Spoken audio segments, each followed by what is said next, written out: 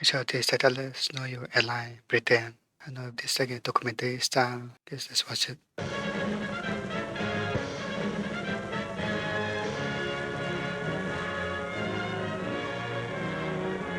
It's like sometimes with sheriffs. Know your allies and know your enemies.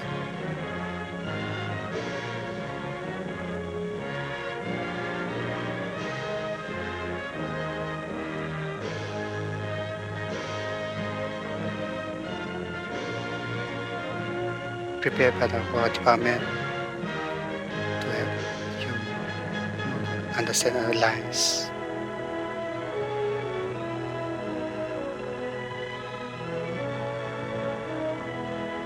So definitely like documentary time.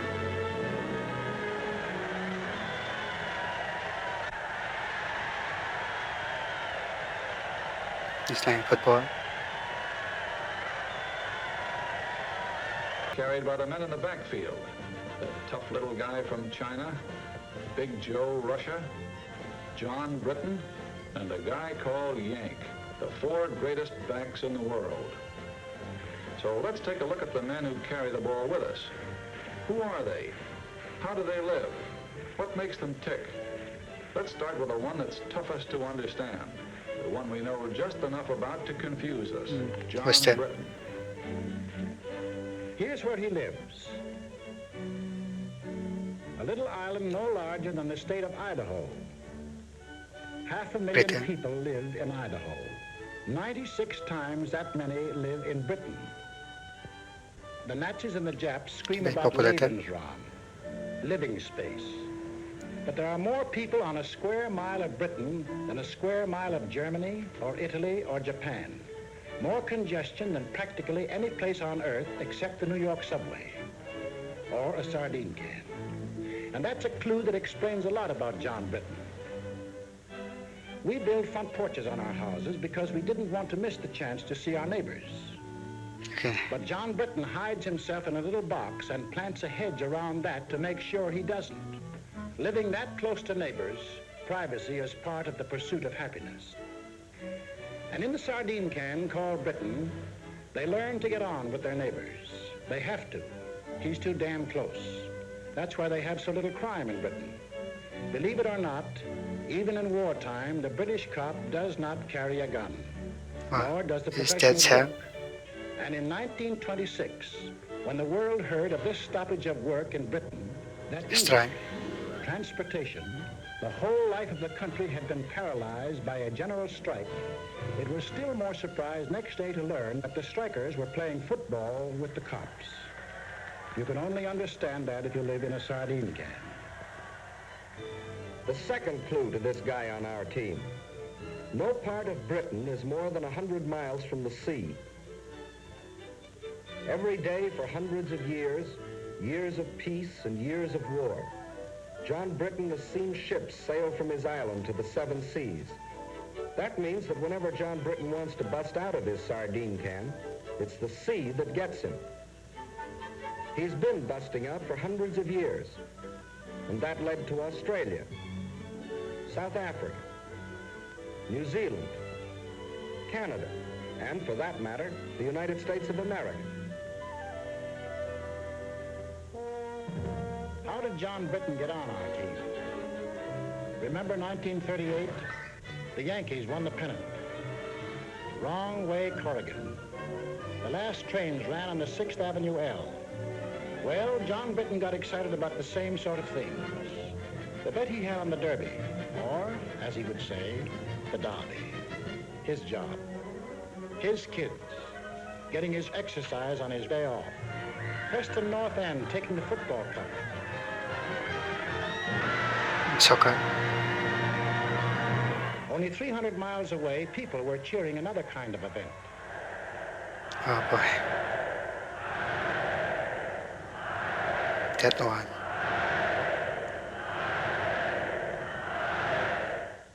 And in London and every other British city and town, they read about what was going on in Europe, and they got sore about it. But they were also pretty well determined to keep it none of their business. Then, this looked bad. The Czechs had a mutual assistance pact with France, and France had one with Britain. This might mean war, even though everyone was anxious to avoid it. They'd been through one war, perhaps been wounded.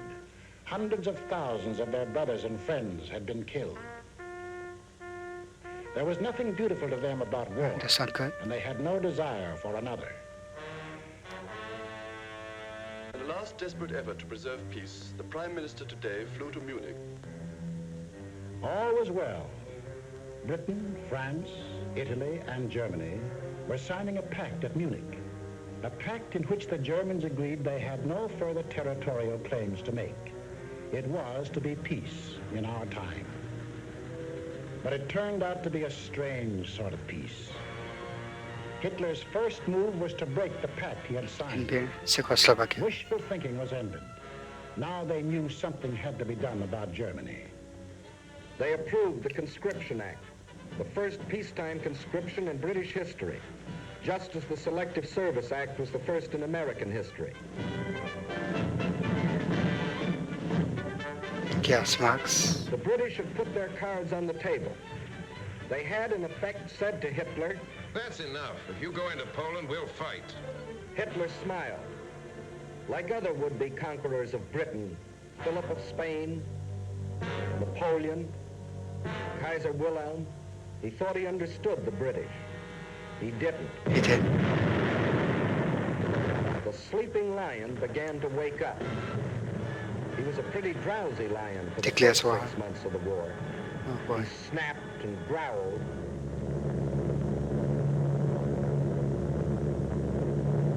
But he dropped more leaflets than bombs. He hoped that common sense would return to the German people and that they would throw out Hitler and the German warlords. Instead,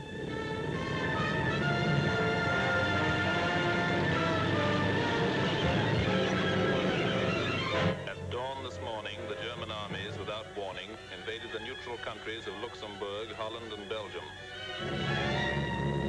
3 countries. The King of the Belgians today surrendered his armies of more than 500,000 men. Marshal Pétain, as French chief of state, has asked for an armistice. The issue in France is ended. Britain was alone. Czechoslovakia occupied, Poland defeated, Denmark gone, Norway gone, Holland, Belgium, France gone. Only Britain now. Britain was alone. Oh boy. Hitler considered the war over. Everybody considered the war over except the British. At the 11th hour, the lion was finally aroused. Yes. Our island, whatever the cost may be, we shall fight on beaches, landing grounds, in fields, in streets, and on the hills. We shall never surrender.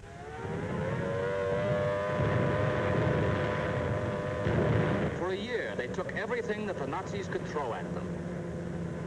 For one solid year, from June 1940 to June of 1941, they were the only major power fighting the greatest war machine in the world.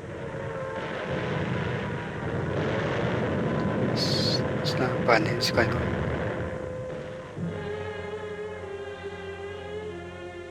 They took body blow after body blow. Solid punches before they even had their guard up. All they did was take it on the chin and hang on to the ropes. They never went down.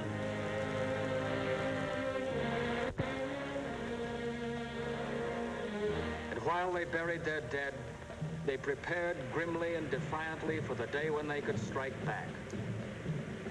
There were no victories, Seeking out for revenge. just defeat after defeat. Some heroic, like the beaches of Dunkirk, or like the hills of Greece, where British soldiers landed to give their pledge of honor to the Greek people. But some less glorious. Hong Kong and Singapore and Burma. But through all these long months, the British people were thinking and planning and working only for the day when they themselves could take the offensive. And that day came.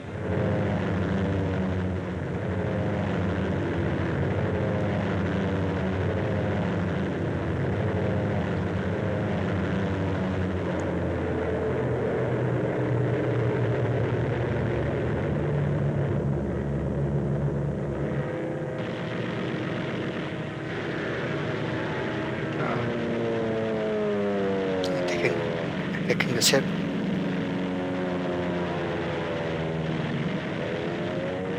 Some scary stuff.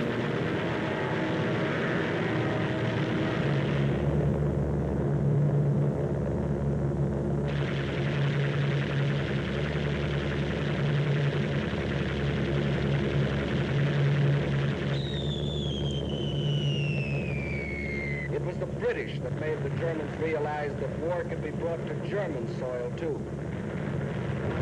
Day after Dropping day, bombs on night 70. after night.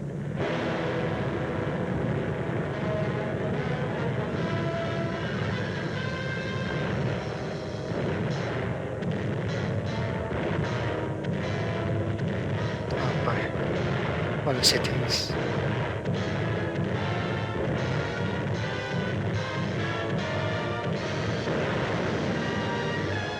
The offensive continues in greater and greater strength. That's in the air. And on the ground, 1,500 miles away in North Africa.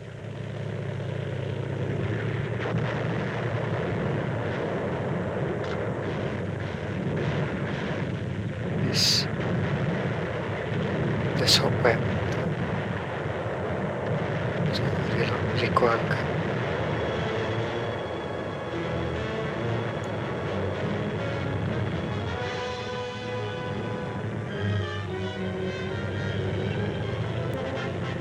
The grapes.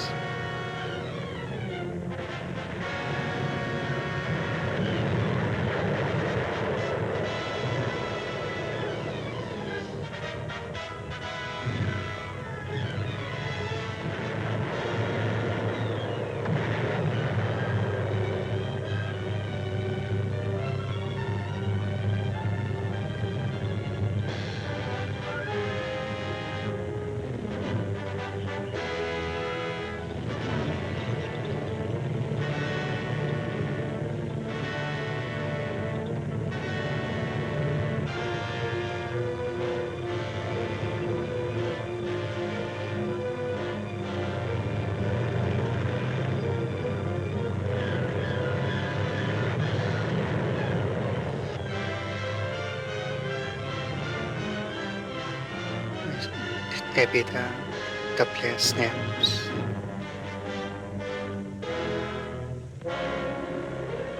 $1,700 miles in 122 days. 1,700 miles of sand and wood. Once more, the people of Britain heard their church bells ring.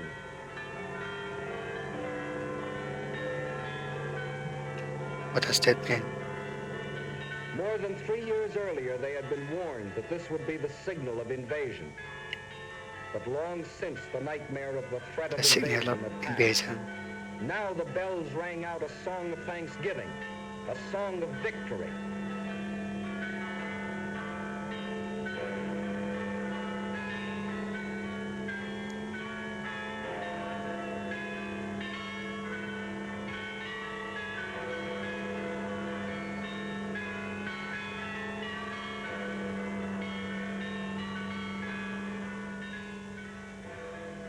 Now there is the plain and simple truth about Britain. But the fellow that calls the signals on the Axis team knows his only chance of winning is to split our team up. So his team plays a game at which they've had a lot of practice. A game which has conquered half a dozen countries for them. A game called Divide and Conquer. Men like these tell the British we aren't taking the war seriously. They tell the Russians we are letting them down. They tell the British the Russians will sell them out. And they tell us... It is manifestly ridiculous for the warmonger Roosevelt to tell the American people that they have anything in common with the British. On the contrary, they are different in every respect. Well, there are differences, that's true. For instance, we drive on the right side of the road, but in Britain, left. we Indian go for to right. baseball.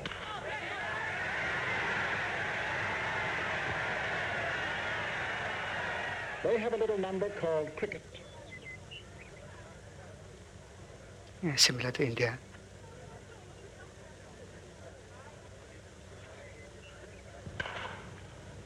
Very well played, sir. And anyone who ever drank coffee over there knows why there'll always be an England. Is your coffee all right, sir? Yes, okay. Give us a glass of half and half. Have you heard about it, boys? Give us another glass of half and half. Blimey, who'd have thought it happened to poor old Bill? And another bloke here. So I went in to sup my dinner, but it's that and buckets and I was getting swarch. Lad, that's bad. Amongst Tchaikovsky's smaller pianoforte works are past... Are they kidding, Jack? Why the cockamamie sprinkling some schmaltz mixed with celery tonic? Why do they all mush so much with corn pone in their mouth? You all can't understand a word they say. Yes, there are differences. But there are a few things that Britain and America do have in common. And these are the important things of life. A little thing called a free representative government. We call it Congress. They call it The Parliament. Congress. A little thing called freedom of speech. In the next war, you've not got to go to it. They'll bring the war to you. And the thing is, if you take it from me, Yeah, go democracy. to Dorchester, because the trenches are just outside.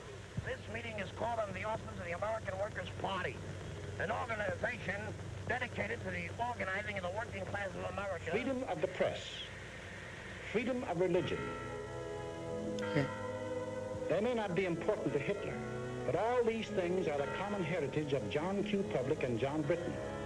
700 years ago, their ancestors fought for the Magna Carta. No one will we deny or delay right or justice. 300 years ago, the Petition of Right. No man shall be compelled to yield any tax without act of Parliament.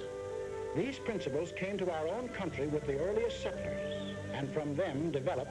Congress shall make no laws respecting an establishment of religion or prohibiting the free exercise thereof, or abridging the freedom of speech or of the press, or Religion the should be right of free. the people peaceably to assemble.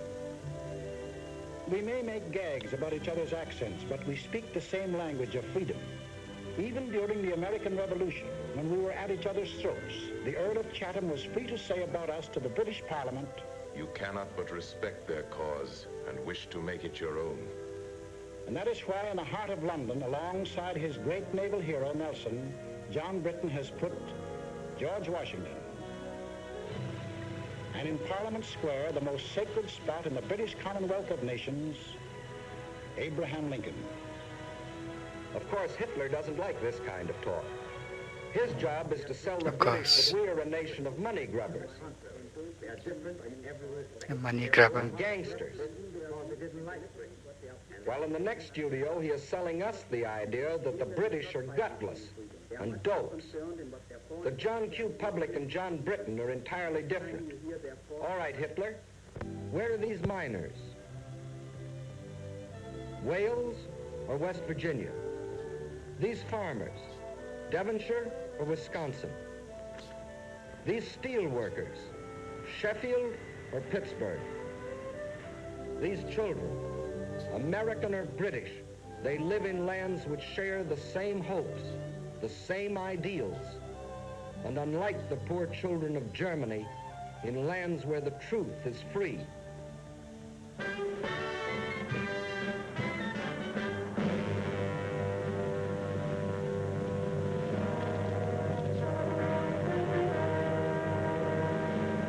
But let's not kid ourselves. Britain is not the United States, and the United States is not Britain. For instance, we don't go in for this kind of thing. They do. But there's no mystery about that. Remember our grandmother's house? It was old-fashioned, out of date, patched and altered to suit each new generation, and filled with family relics even grandmother couldn't explain. That's true. Well, John Britton has been living in his house for a long time. And that's why to us, who live in a modern house that we built ourselves to suit ourselves, John Britain seems slow-moving and cluttered up with ancient traditions. Kings, for instance. The present king rode to his coronation in the same coach, to the same church, for the same ceremony as his ancestors did. But the job he took on is very different from theirs. There have been some changes made, for the British king can no longer make laws or impose taxes or interfere with government. He and his family work as hard as any other citizen, doing the job that the people expect of them. Today, the king is the servant of the people and not its ruler.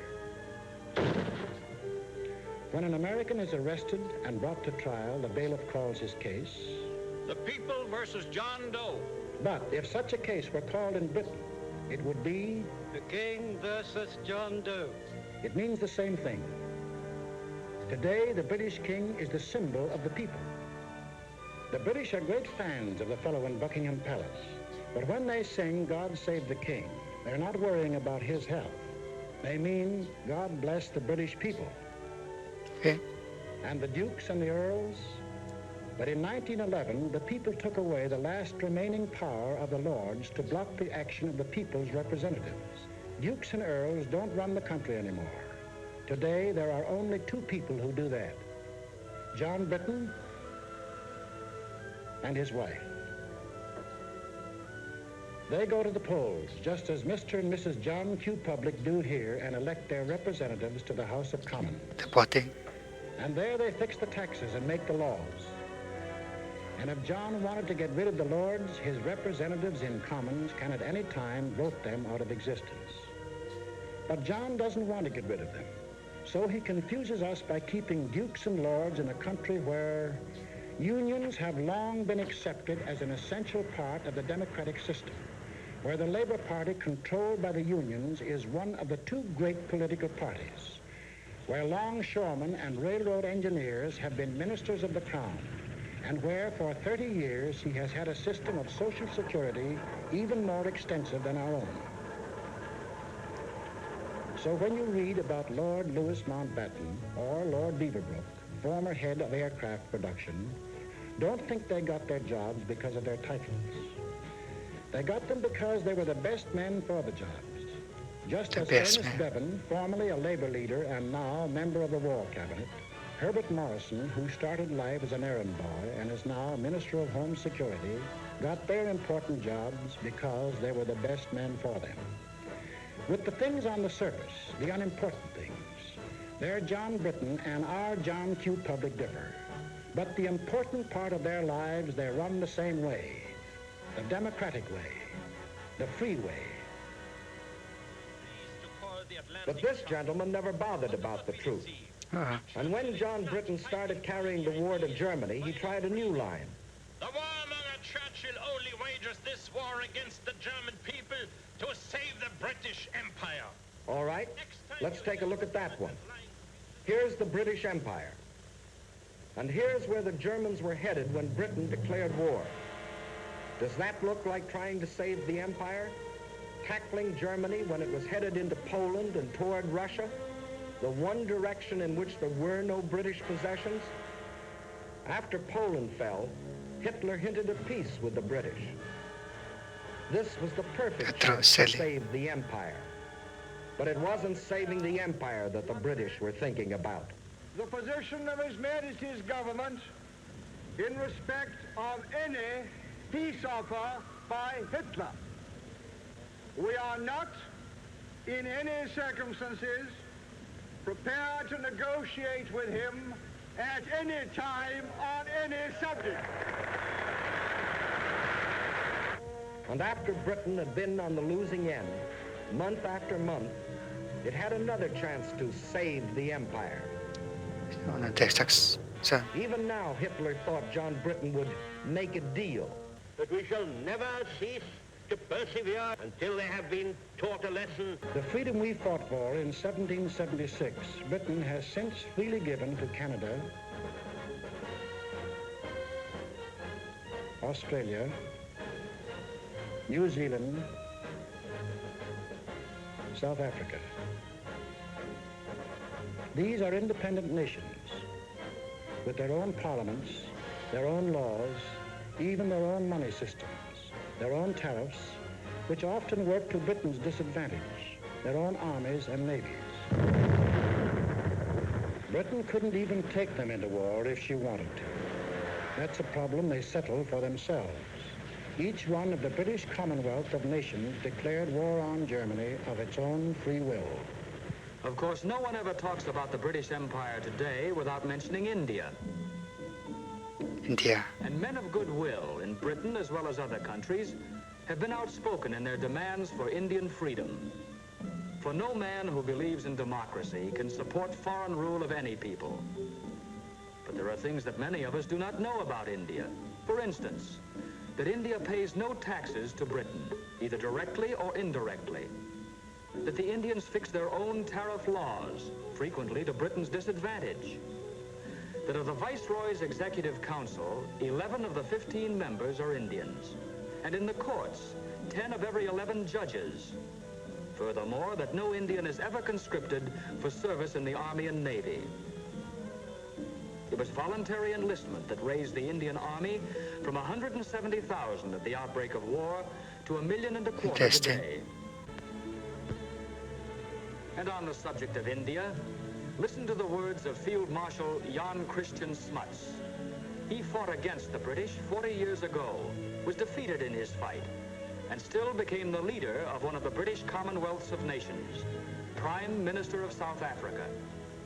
India, if she will, can be free in the same way and by the same means as Canada, Australia, and New Zealand are today free sovereign states. Their peoples worked out a constitution for themselves.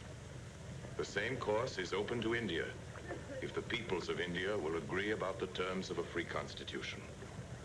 Freedom isn't a thing that can be imposed from without. It can only be created from within.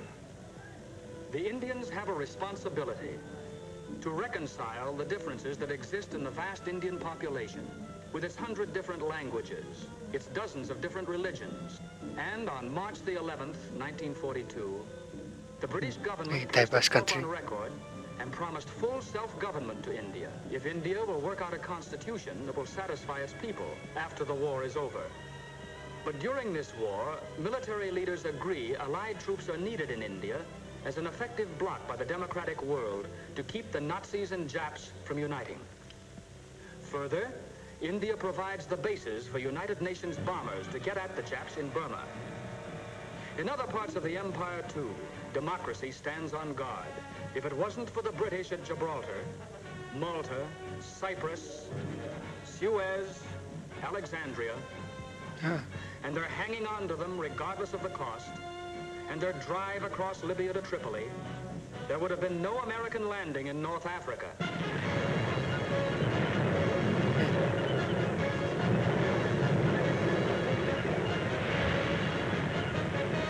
There's another tune the Nazis play about the British Empire. The British are sitting back, letting others fight the war for them. Ooh, we know that tune very well. Britain will fight to the last Australian or Canadian or New Zealander. The truth that thousands of Canadians and Australians and New Zealanders have gallantly fought and gallantly died in Crete, in Greece, in Libya. But there's something the Nazi mouthpiece leaves out, something pretty important. Out of every 10 inhabitants of the British Empire, 1 comes from Britain. But of the casualties suffered so far in this war, 7 out of 10 were born and raised in Britain. 1 of 10 in population, 7 of 10 in casualties. And in the air, of the planes flying with the RAF in Britain, 2 out of 3 are manned by crews from the island. And of the planes on the overseas fronts, the Western Desert in Africa and the rest, 4 out of 5 are manned by boys from Britain. And then there's a little thing called the British Navy. From 1588, when it licked the Spanish Armada, to 1940, when we got moving on a 2-ocean navy, the greatest battle fleet in the world. That, too, is manned almost entirely by men of Britain, the little island in the Atlantic, an island of seafarers. And the British Merchant Navy, still the greatest merchant navy in the world, in spite of all that Hitler can do. Men from every British town and village in the stokeholds of 10,000 ships, on ice-coated decks, in grimy engine rooms, men who have been torpedoed twice, 3 times. Torpedo.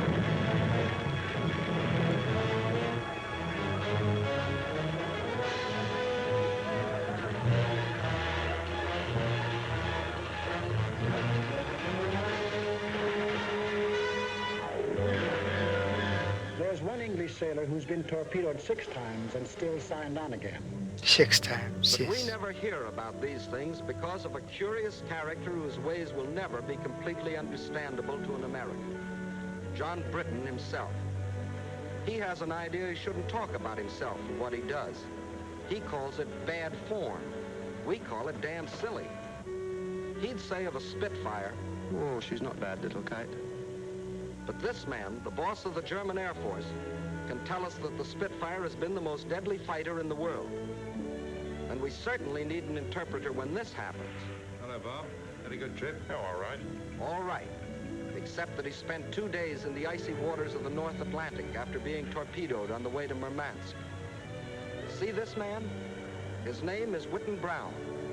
And this man, believe it or not, is the first man who flew the Atlantic non-stop. In 1919, 8 years before anyone else, he and John Alcock flew non-stop from Newfoundland to Ireland. But as usual, the British let it go at that, and Whitten Brown went back into obscurity. There's nothing wrong with John Britton that a correspondence course in showmanship wouldn't cure. For a moment, imagine that you're not American, but British. Okay. You'd still be in uniform. For in Britain, every man between the age of 18 and 41, unless he cannot be replaced at a vital workbench, is already in uniform. Your old man, too. He's had to quit gassing about the last war, for they're now starting to draft men up to 51. When does this documentary air? If you've got yourself into this mess, your draft board will say, "Frightfully sorry, old chap, but you're in the Army anyway." And your kid sister, if she isn't a sailor, or in the Air Force, or the Land Army, or a ferry pilot, or in the fire brigade, she's probably in the Army. Or they've drafted unmarried everyone women is out in of the Army. British. And even if she's married, every woman up to 41 can be drafted to work in war plants. And it's a real draft. For 8 million workers, men and women, can't quit their jobs or be fired without government permission. Britain is only 20 miles from German guns and German planes. Everybody, man or woman, young or old, is in the front line. Everyone is doing something.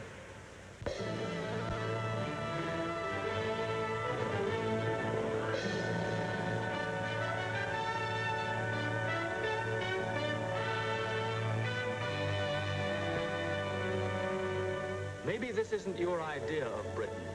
The ads were different, and you wondered whether they still made bows and arrows at the village forge. The ads kept quiet about industry, just as this one leaves out the aircraft plants and the oil fields. Well, they have the rich green fields you've read about, the quiet country lanes, but they also have the steel mills of Sheffield, the Pittsburgh of Britain. They have the picturesque little villages, the gently flowing streams, the lovely old castles.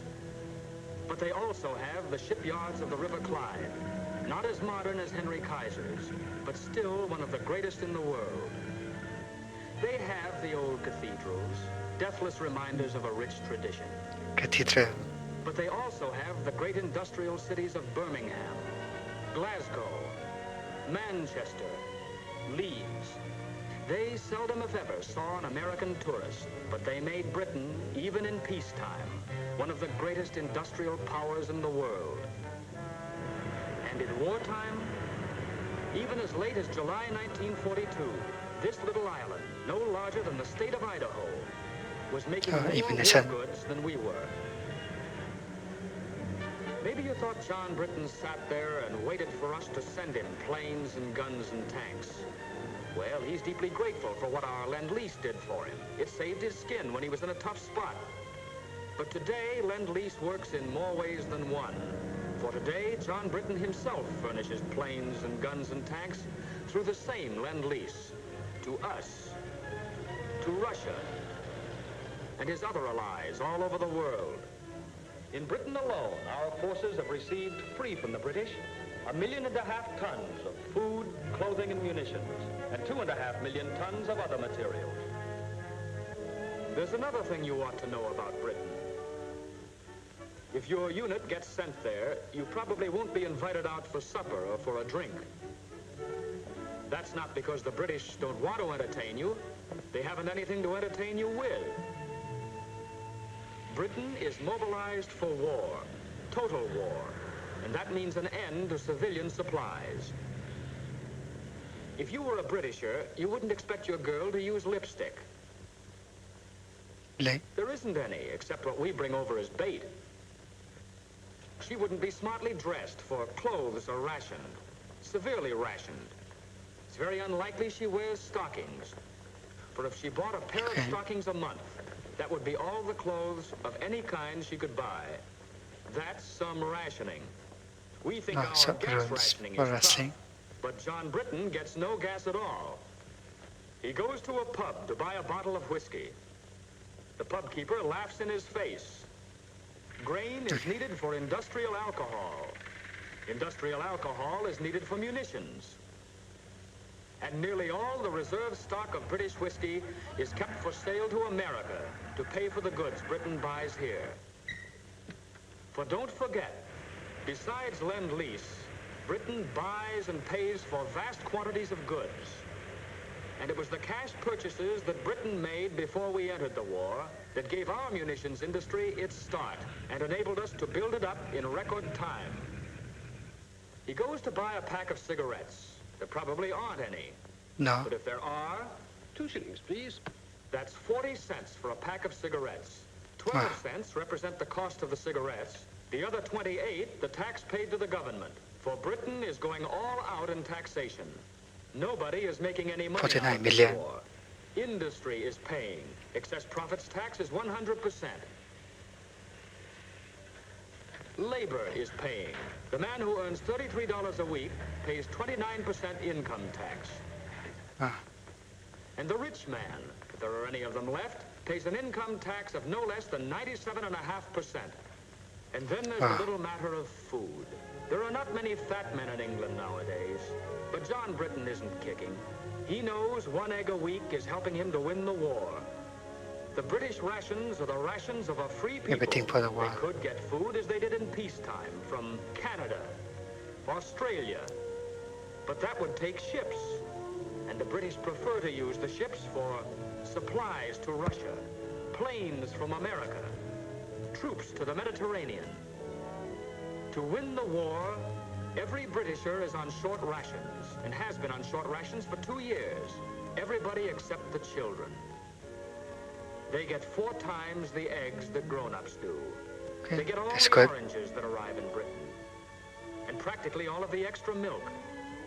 For John Britton is thinking of after the war. Of the new world that his children and ours will inherit. A world where there will not only be freedom of speech and freedom of worship, but also freedom from want and freedom from fear. It is not given to us to peer into the mysteries of the future.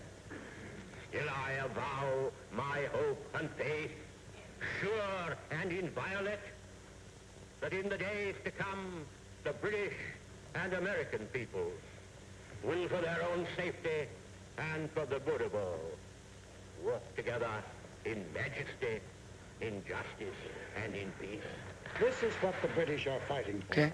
They are an old people, a stubborn people, and sometimes they have moved slowly. But in 3 years of blood and sweat and tears, John Britton has found his soul.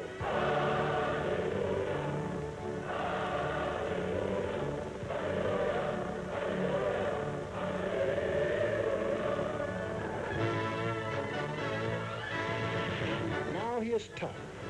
Now he is determined, and now he knows where he is marching, to victory and to a new world. He's a good man to have on our team.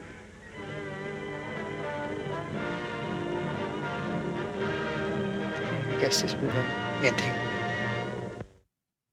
It was actually a very good documentary. That this is what Britain's were like in the early time. I think this during the World War II. So let me know down in the comments if you know when this documentary is made. It's a long time ago. It's a very interesting story. The video there was this video.